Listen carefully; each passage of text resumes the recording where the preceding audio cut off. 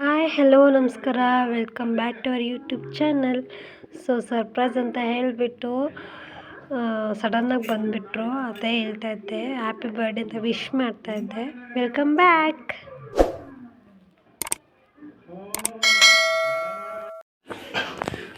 ರೀ ಏನು ಮಾಡ್ತಿದ್ಯಾ? Bread omelette. ಏನು ಆಮ್ಲೆಟ್? Bread omelette. ಬ್ರೆಡ್ ಆಮ್ಲೆಟಾ? ಬ್ರೆಡ್ ಎಲ್ಲಿದೆ? ಬ್ರೆಡ್ ಐತಲ್ಲ.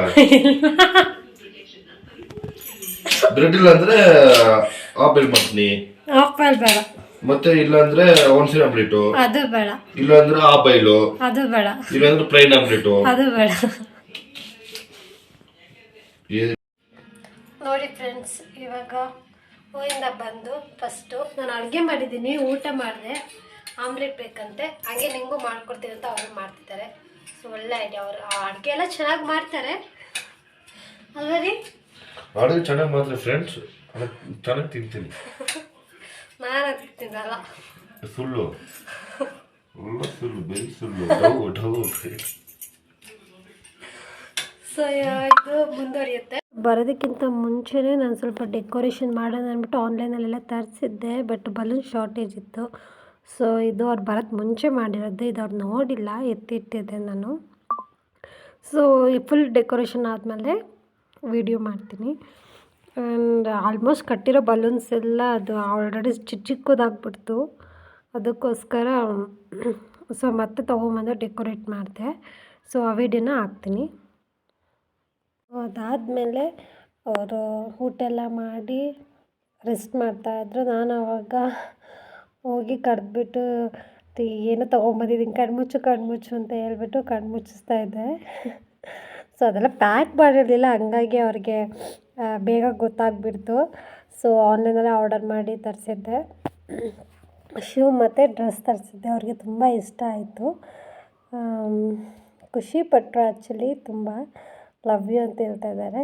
ಅವರೆಲ್ಲ ನೋಡಾದ್ಮೇಲೆ ಸೊ ಅವ್ರನ್ನ ರೂಮಲ್ಲಿ ಕೂಡಾಕ್ಬಿಟ್ಟು ನಾನು, ಇವರು ಮಂಜು ಮಾವ ಅಂತ ನಮ್ಮ ಹಸ್ಬೆಂಡ್ ಅವರ ಅಮ್ಮನ ತಮ್ಮ, ಸೊ ಅವರು ಹೆಲ್ಪ್ ಮಾಡ್ತಾಯಿದ್ರು ಡೆಕೋರೇಷನ್ ಮಾಡೋದಕ್ಕೆ.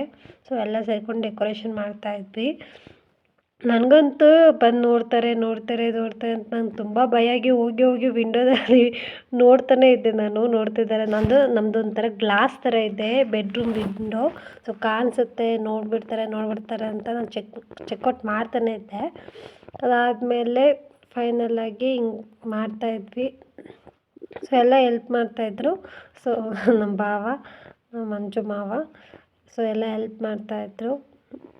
ಸೊ ಆ್ಯಕ್ಚುಲಿ ನನಗೆ ಫುಲ್ ರೆಡ್ ಬಲೂನ್, ಹಾಟ್ ಬಲೂನ್ನ ಹಾಕಬೇಕು ಅಂತ ಆಸೆ ಇದ್ದಿದ್ದು, ಬಟ್ ಅದು ಏನೇನೋ ಆಗೋಯಿತು. ಸೊ ನೆಕ್ಸ್ಟ್ ಸರಿ ತುಂಬ ಚೆನ್ನಾಗಿ ಮಾಡಬೇಕು ಅಂತ ಅಂದ್ಕೊಂಡಿದ್ದೀನಿ. ಸೊ ನೋಡೋಣ ನೆಕ್ಸ್ಟ್ ಸರಿ ಹೆಂಗಾಗುತ್ತೆ ಅಂತ. ಸೊ ಖುಷಿ ಆಯಿತು. ಅದಾದಮೇಲೆ ನಮ್ಮ ಹಸ್ಬೆಂಡು ಅವ್ರಿಗೆ ವೇಟ್ ಮಾಡೋ ಪೇಷನ್ಸೇ ಇಲ್ಲ, ಬಂದುಬಿಟ್ಟು ಡೋರ್ ತೆಗೀರಿ ಅಂದ್ಬಿಟ್ಟು. ಸೊ ಬಂದಿದ ತಕ್ಷಣ ನೋಡಿಬಿಟ್ಟು ಖುಷಿ ಆಗ್ತಿದೆ ಅವ್ರಿಗೆ. ನಾನು ಬೈತಿದ್ದೆ ಬ್ಯಾಡ್ ಹಸ್ಬೆಂಡ್ ಅಂತ. ಎಲ್ಲ ಬಂದು ನೋಡಿಬಿಟ್ರಿ, ಸರ್ಪ್ರೈಸ್ ಎಲ್ಲ ಹೋಯ್ತು ಅಂತ ನಾನು ಸ್ವಲ್ಪ ಸಿಕ್ಕಾಪಟ್ಟೆ ಬೇಜಾರಾಗೋಯ್ತು ನನಗೆ. ಅದಾದಮೇಲೆ ಬಿಟ್ಟು ಹೋಗಲಿ, ಹೆಂಗಿದ್ರು ಬಂದು ನೋಡ್ತಾರಲ್ಲ ಅಂದ್ಬಿಟ್ಟು. ಸೊ ಫೈನಲಾಗಿ ಇಬ್ಬರು ಒಂದೇ ಥರ ಔಟ್ಫಿಟ್ ಇದೆ. ನಾನು ಅವ್ರಿಗೆ ಡ್ರೆಸ್ ಗಿಫ್ಟ್ ಮಾಡಿದ್ದೆ, ಇನ್ನೊಂದು ಜೊತೆ ಡ್ರೆಸ್ ಇದೆ. ಸೊ ಅದು ಅವರು ನೆಕ್ಸ್ಟ್ ಟೈಮ್ ಹಾಕ್ಕೊತೀನಿ, ಇದು ನಾನು ನೀನು ಒಂದೇ ಥರ ಔಟ್ಫಿಟ್ ಹಾಕೋಣ ಅಂತ ಹೇಳ್ಬಿಟ್ಟು ಇಬ್ಬರು ಸೇರಿ ಒಂದೇ ಥರ ಔಟ್ಫಿಟ್ ಹಾಕ್ಕೊಂಡು ಕೇಕ್ ಕಟ್ಟಿಂಗ್ ಮಾಡೋಣ ಅಂದ್ಬಿಟ್ಟು. ಸೊ ನಡೀತಾ ಇದೆ, ಕೇಕ್ ಕಟ್ಟಿಂಗ್ ನಡೀತಾ ಇದೆ. ಸೊ ತುಂಬ ಅಂದರೆ ನನಗೆ ತುಂಬ ಖುಷಿ ಆಯಿತು. ನಮ್ಮ ಹಸ್ಬೆಂಡ್ಗೆ ನಾನು ಸರ್ಪ್ರೈಸ್ ಮಾಡಿದ್ದು, ಅವರು ಹೇಳ್ತಾಯಿದ್ರು ನನಗೆ ಈ ಥರ ಎಲ್ಲ ಸರ್ಪ್ರೈಸು ಮಾಡಿಲ್ಲ, ಮತ್ತು ನನಗೂ ಇಷ್ಟ ಆಗಲ್ಲ, ಏನೋ ಈ ಥರ ಸರ್ಪ್ರೈಸಸ್ ಎಲ್ಲ ನನಗೂ ಇಷ್ಟ ಆಗಲ್ಲ. ಬಟ್ ನೀನು ಮಾಡಿದ್ದಕ್ಕೆ ನನಗೆ ತುಂಬ ಇಷ್ಟ ಆಯಿತು.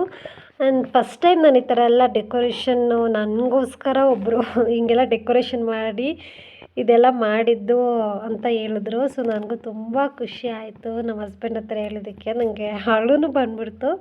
ಸೊ ಇನ್ನು ಮುಂದಿನ ಸರಿ ಇನ್ನೂ ಚೆನ್ನಾಗಿ ಸರ್ಪ್ರೈಸ್ ಮಾಡಬೇಕು ಅಂದ್ಕೊಂಡಿದ್ದೀನಿ. ಸೊ ಅವ್ರಿಗೆ ಗೊತ್ತಾಗ್ದಂಗೆ ಮಾಡಬೇಕು. ಸೊ ಈ ಸರಿನೂ ಗೊತ್ತಾಗ್ತಿರ್ಲಿಲ್ಲ, ನಾನು ಎಷ್ಟು ಟ್ರೈ ಮಾಡಿದೆ ಗೊತ್ತಾಗಬಾರ್ದು ಅಂತ.